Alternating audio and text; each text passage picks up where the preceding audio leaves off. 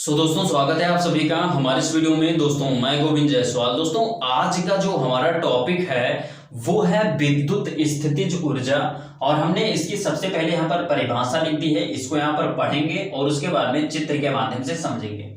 यहाँ पर हमने लिखा है कि आवेशों को एक दूसरे से दूर या पास लाने में किया गया कार्य उन आवेशों के निकाय में स्थितिज ऊर्जा के रूप में संचित हो जाती हैं, जिसे उस निकाय का विद्युत स्थितिज ऊर्जा कहते हैं।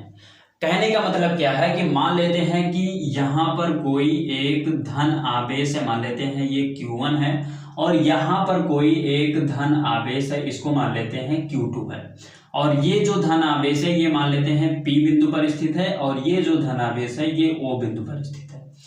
अब होगा क्या, चूंकि ये धनावेश है और ये भी धनावेश है, तो धनावेश क्या करते हैं, एक दूसरे को प्रतिकर्षित करते हैं, तो इनके बीच में प्रतिकर्षण बल लगेगा। अब यहां पर अगर हमें इस Q2 आवेश को इस मान लेते हैं A बिंदु तक लाना है, O से A बिंदु तक लाना है, तो हमें क्या करना होगा, ये जो बल इस पर लग रहा है, इस बल के विरुद्ध कार्य करना पड़ेगा। अर्थात यहां पर इस Q2 को इस साइड में A बिंदु तक लाने के लिए हमें कार्य करना पड़ेगा, और यही जो कार्य होगा वो इस निकाय में संचित हो जाएगा स्थितिज ऊर्जा के रूप में, और यही जो स्थितिज ऊर्जा होगी यही हमारी कहलाएगी विद्युत स्थितिज ऊर्जा इस निकाय की। तो ये हमारा हो गया परिभाषा। अब यहीं पर जैसे हमने कहा कि एक दूसरे को पास या दूर लाने में, तो दूर ले जाने के लिए क्या करना होगा, मान लेते हैं कि यहाँ पर एक धन आवेश हो गया और यहाँ पर एक माइनस यानी ऋण आवेश हो गया। अब जब ऋण आवेश हो गया तो हमको पता है कि अब ये क्या करेंगे, ये एक दूसरे को आकर्षित करेंगे।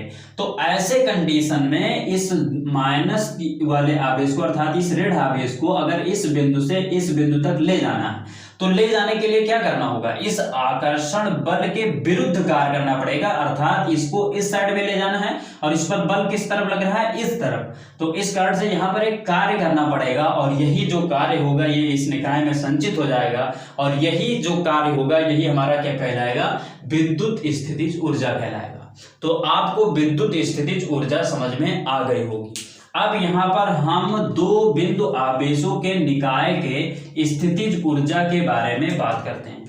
तो यहां पर हम हेडिंग डालते हैं दो आवेशों के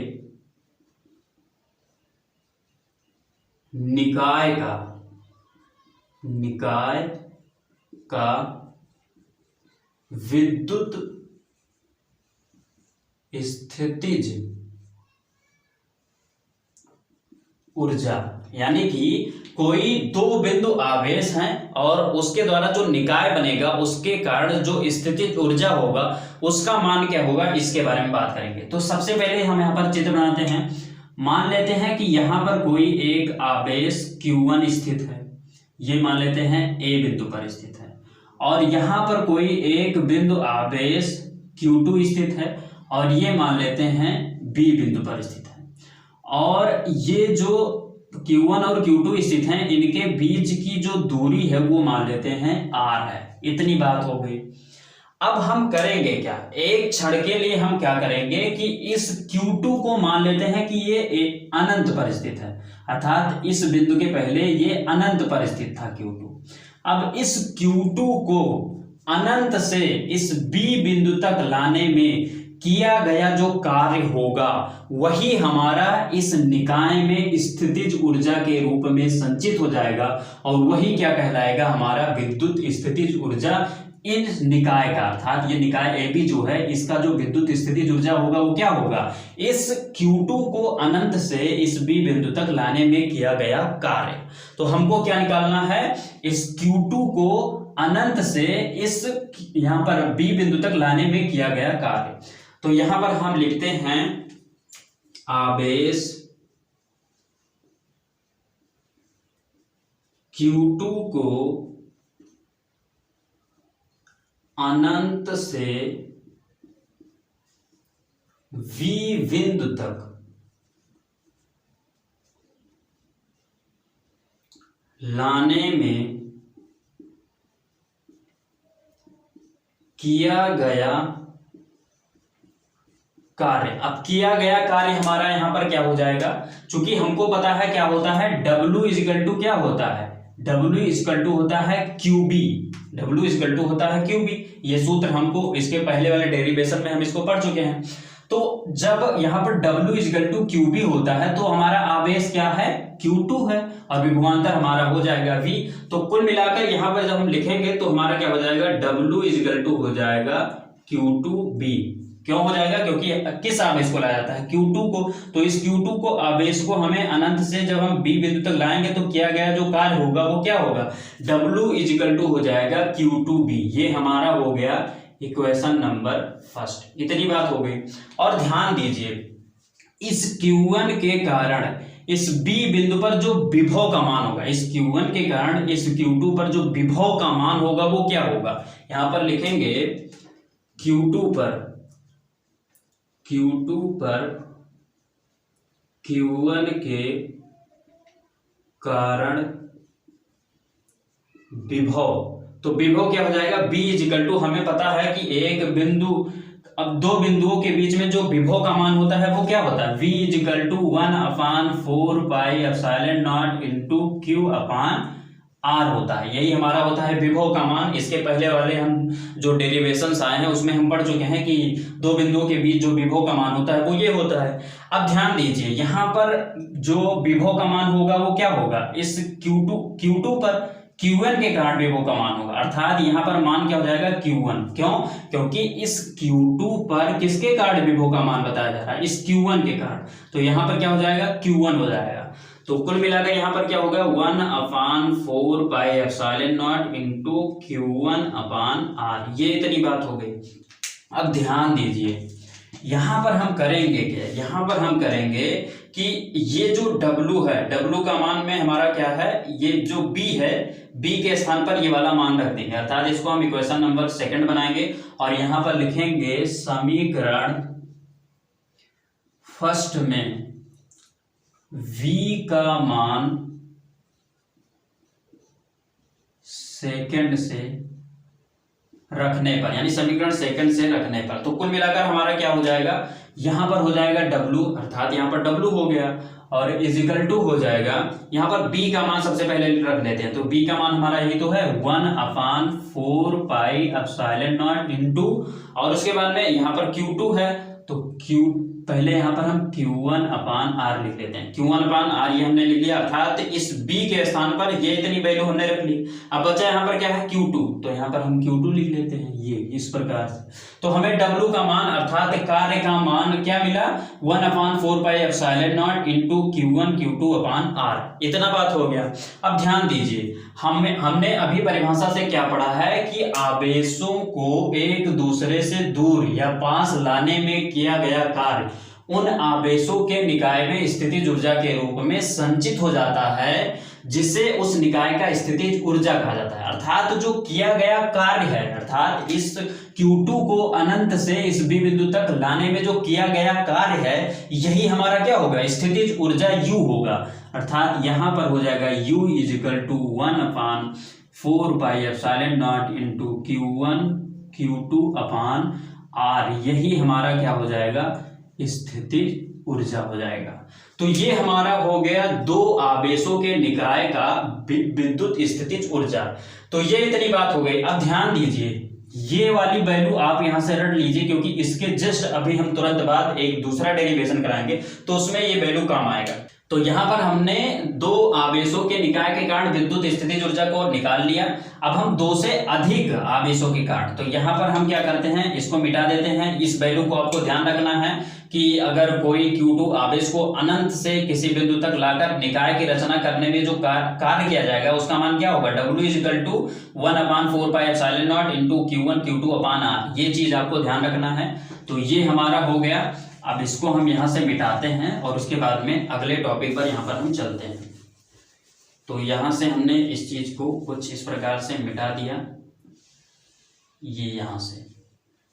अब हम अपने टॉपिक को यहां लिखते हैं। हमारा टॉपिक क्या है, दो से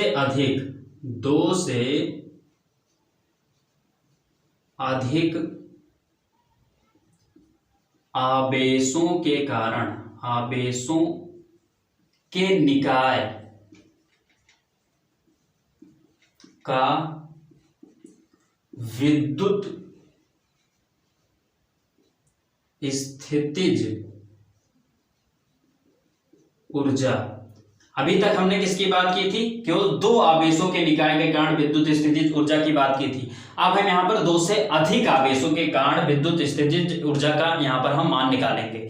तो इसके मान को निकालने के लिए सबसे पहले यहाँ पर हमको एक चित्र बनाना होगा। चित्र हम क्या बनाएंगे? कुछ इस प्रकार से यहाँ पर मान लेते हैं, ये कुछ इस प्रकार से हम मान लेते हैं ये हमारा कौन सा बिंदु है? ये मान लेते हैं P1 बिंदु है, ये हमारा मान लेते हैं P2 बिंदु है, और ये हमारा मान लेते हैं P3 बिंदु है। ठीक, यहाँ पर जो बिंदु आवेश ले रहे हैं वो मान लेते हैं कि 3 बिंदु आवेश हैं। तो यहाँ पर क्या है कि यहाँ पर जो हमारा आवेश होगा वो क्या होगा? ये हमारा Q1 हो गया, यहाँ पर जो आवेश होगा वो क्या होगा? Q2 हो गया, और यहाँ पर जो आवेश होगा वो क्या होगा? Q3 हो गया। इतनी बात हो गई। अब इनके बीच की दूरी की बात करें तो क्या हो जाएगी? इसके बीच की दूरी को हम मान लेते हैं R12। R12 क्या माना? क्योंकि P1 और P2 के बीच की दूरी है तो यहाँ पर R12 लिख लिया।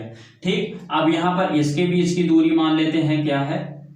इसके बीच की दूरी मान लेते हैं R23। क्यों? क्योंकि P2 और P3 के बीच की दूरी है तो इसको हमने R23 लिख लिया। उसके बाद में अब इसके बीच की दूरी को यहाँ पर हम लिख लेते हैं, तो इसके बीच की दूरी क्या हो जाएगी? R31, अर्थात R3 और यानी कि P3 और P1 के बीच की दूरी है। इतनी बात हो गई। अब हम करेंगे क्या? हम क्या करेंगे कि इस P3 के अनुपस्थिति में मान लेते हैं कि ये P3 नहीं होगा। ऐसे कंडीशन में हम इस P2 को यानी कि इस Q2 आवेश को अनंत से इस P2 तक लाने में किया गया कार्य निकाल लेंगे, अर्थात W1 का मान निकालेंगे। W1 हमारा क्या होगा? इस Q2 को अनंत से इस P2 बिंदु तक लाने में किया गया कार्य इस वाले आवेश की अनुपस्थिति में, अर्थात W1 का मान यहाँ पर मिल जाएगा। फिर अब यहाँ पर इसको अनुपस्थित मान लेंगे, अर्थात इसको बंद कर लेंगे। अब यहाँ पर हम क्या करेंगे? इस Q3 का, अर्थात इस Q3 का अनंत से इस P3 तक लाने में किया गया कार्य, अर्थात यहाँ पर W2 का मान निकाल लेंगे। फिर उसके बाद में इसकी अनुपस्थिति में इस Q1 को अनंत से इस P1 बिंदु तक लाने में किया गया कार्य W3 निकाल लेंगे, और उसके बाद में क्या करेंगे? तीनों को ऐड कर देंगे और हमें हमारा जो परिणामी विद्युत यहाँ पर परिणामी जो कार्य मिलेगा वो मिल जाएगा, और वही कार्य हमारा इस निकाय में स्थितिज ऊर्जा के रूप में संचित होगा, और वही हमारा हो जाएगा विद्युत स्थितिज ऊर्जा। तो यहाँ पर हम क्या करते हैं कि यहाँ पर लिखते हैं, यहाँ पर क्या लिखेंगे? Q2 को यहाँ पर क्या करेंगे? पहले लिखेंगे P3 के अनुपस्थिति में, यहाँ पर क्या लिखेंगे? Q3 की, यहाँ पर इसको हम कलर चेंज कर लेते हैं और लिखते हैं, यहाँ पर हम लिखेंगे Q3 की अनुपस्थिति में, Q3 के अनुपस्थिति में, अर्थात ये मान लेते हैं अनुपस्थित, ये नहीं है। Q3 के अनुपस्थिति में Q2 को अनंत से P2 बिंदु तक लाने में, Q2 को अनंत से P2 बिंदु तक लाने में किया गया कार्य। एक बार समझ लीजिए, ये P3 हमारा अनुपस्थित है, मान लेते हैं कि ये और ये दो आवेश हैं। ठीक, अब यहाँ पर इस Q2 को अनंत से इस P2 बिंदु तक हम लेकर आएंगे, और जो कार्य करना पड़ेगा उस कार्य का यहाँ पर मान लिखेंगे। तो यहाँ पर हमारा क्या हो जाएगा? W1 क्या हो जाएगा? W1 बराबर क्या हो जाएगा? 1/4 पाई एप्सिलॉन नॉट इंटू, यहाँ पर पहला आवेश क्या है? Q1, और दूसरा आवेश क्या है? Q2, और उसके बाद में हमारा जो बीच की दूरी क्या है? R12। ये हमने कहां से लिखा है, ये चीज आप ध्यान दीजिए। जस्ट अभी इसके पहले जो हमने अभी कराया था उसमें हमने क्या कहा था कि इस वैल्यू को यहां पर याद कर लेना, 1/4πε0 into Q1 Q2 upon R। ये हमने निकाला था किसी जो हमारा Q2 आवेश था उसको अनंत से B बिंदु तक जब लाए थे तो उसमें किया गया कार्य जो था वही हमारा ये मान था। तो इसी के हिसाब से हमने Q1 के स्थान पर हमारा Q1 हो गया, Q2 के स्थान पर हमारा Q2 है तो Q2 हो गया, बीच की दूरी हमारी यहाँ पर R ना होकर R12 है तो यहाँ पर हमने R12 लिख लिया। तो ये हमारा हो गया क्या, इक्वेशन नंबर फर्स्ट हो गया।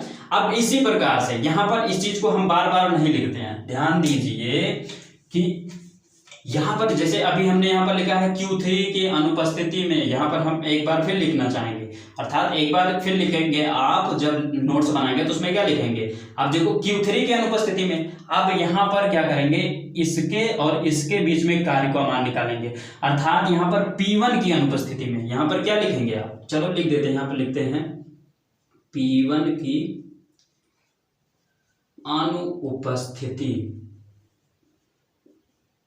उपस्थिति में, अर्थात जब P1 यानी कि ये जो हमारा Q1 आवेश से यह अनुपस्थित होगा तो अब हम क्या करेंगे, इस Q3 को अनंत से इस P3 तक लाने में किया गया कार्य निकालेंगे।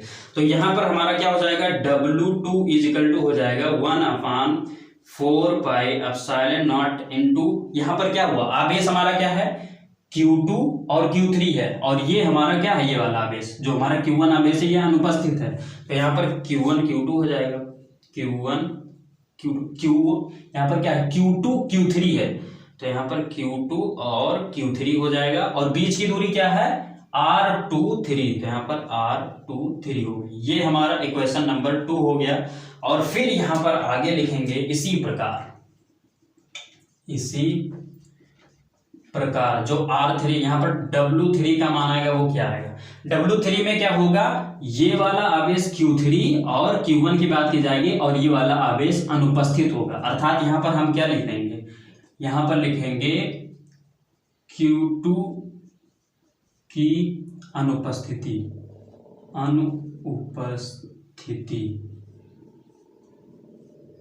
यहाँ पर इसको आप लिख लीजिएगा, यहाँ पर जगह कम है इसलिए हम नहीं लिख रहे हैं। तो यहाँ पर Q3 यहाँ पर W3 का मान हमारा क्या हो जाएगा, W3 का हो जाएगा मान 1/4πε0 इंटू, ध्यान दीजिए हमारा आवेश क्या है Q3 और Q1 तो यहाँ पर लिखेंगे Q3 और Q1, और बीच की दूरी क्या है R31 तो यहाँ पर लिखेंगे R31। इतनी बात हो गई, इसको इक्वेशन नंबर 3 बना लेंगे।